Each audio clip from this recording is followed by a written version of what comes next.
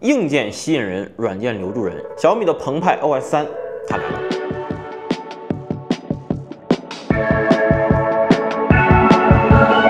上一代澎湃 OS 2在同期竞争中呢，虽然优势并不明显啊，但澎湃 OS 2确实完成了它的历史使命，就是在很大程度上挽救了小米持续下滑的软件口碑。那系统的稳定性和流畅性确实是好了很多哈。那澎湃 OS 3的历史使命又会是什么呢？在我看来啊，持续提升稳定性和流畅性是一定的，但除此之外是提升易用性，让小米的系统和友商同期竞争的时候有能拿得出手、看得出来的优势。Hello， 大家好，我是 TriK。澎湃 OS 3测试版的体验如何呢？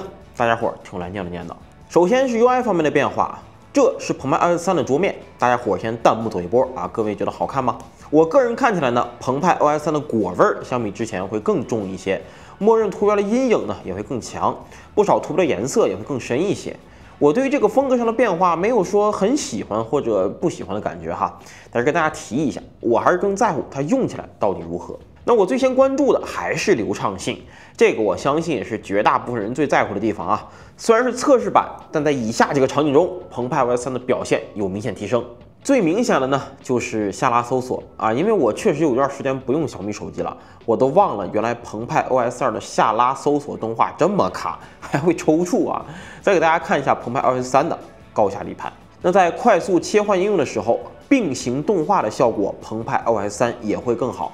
尤其是进入负一屏的时候啊，澎湃 OS 3出现小卡顿的几率明显更低。还有就是在负一屏呼出多人物的时候，澎湃 OS 2这个抽象的闪烁终于改掉了啊，变成了很自然的动画。所以，如果你是一个澎湃 OS 2的用户，升级到3，在上手简单把玩以后，你大概率也会觉得系统更流畅了，动画更精致了，这点可以给到好评。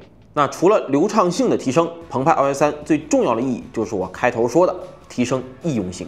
首先啊，小米终于上岛了，小米称之为超级岛，能够展示很多应用服务和重要通知，并且进行快速操作。比如啊，很多人常用的音乐软件啊，现在你播放的时候，回到主界面，在状态栏中间的部位就会出现对应的超级岛通知，点击以后就可以进行播放、上下曲这些快捷操作。系统最多支持3个通知同时上岛，左右滑动即可切换。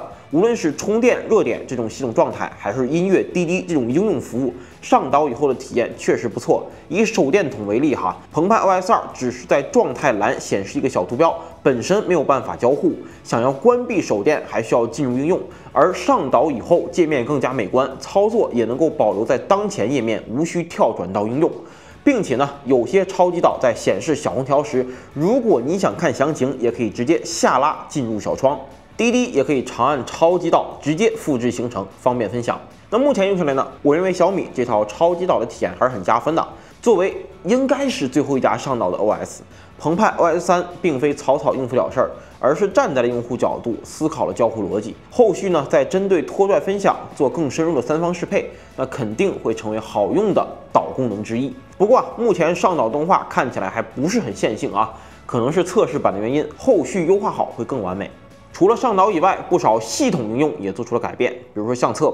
现在的相册影集支持自定义布局了，你可以把不同的相册放到常用相册里，明显要比老版的更加顺手。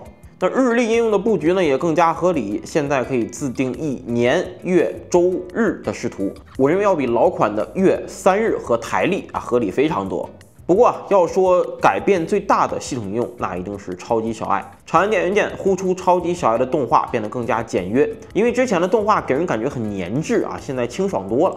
那现在呼出小爱以后呢，小爱能够根据当前屏幕的内容给出一些相关建议，比如你进入地图应用以后，呼出小爱同学，小爱就会建议导航回家或者去附近的加油站。在滴滴应用里呼出小爱呢，小爱就会建议打车回家，这些点呢还都挺实用的。那超级小爱应用内的侧边栏也把功能进行了分类啊，比之前超级小爱奇奇怪怪的侧边栏推荐那是好用太多了。而且现在超级小爱也能够做到一步达功能，比如你在医院付款的时候，你可以直接对小爱说打开支付宝的医保码。比如呢，你也可以直接说打开小红书搜索小米预期。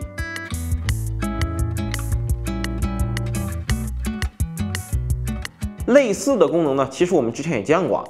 不过我感觉小米的思路是解决高频且短路径不那么复杂的需求啊，至少前面这些场景，我认为对于用户来说是很有意义的。那除了以上这些提升呢，小米也跟进了最近国产手机的特色功能啊，就是跟苹果的互联互通。小米在服务苹果用户这方面是专业的，也是认真的。我以我平时用的 iPad Pro 为例，在平板上下载小米互联服务这个应用，然后登录小米账号，配对成功以后，你可以在平板上一键连接小米手机的热点，也可以关闭热点，可以和小米手机互传文件和照片。而且没想到苹果在 iPad 上都没有实现的手机镜像功能，让小米率先支持了。你甚至在 iPad 上能够镜像使用小米手机。虽然目前这个黑边有点抽象哈，但我说实话，这应该是苹果软件的限制啊，不太清楚以后能不能解决。而你甚至可以调用 iPad Pro 上的结构光去解锁小米手机。所以呢，现在苹果设备和小米手机能够做到通知互通、桌面互通、网络互通、解锁体验都能无缝互通，服务苹果用户。我再说一遍，小米是认真的。所以总结来看啊，经过我的体验，澎湃 OS 3并不是一个颠覆性的版本，它的意义在于啊，把小米系统带入一个新的阶段。前2代澎湃更多是补课，让大家对小米系统的稳定性和流畅性，不再吐槽那么多了。而澎湃 OS 3则开始尝试加分，不管是超级岛、超级小爱还是互联互通，它都努力给用户带来更顺手、更聪明的体验。澎湃 OS 3的历史使命就是要让用户在用小米手机的时候，不再只是能用、够快，而是真正觉得好用和顺心，而这才是一个操作系统最有价值的地方。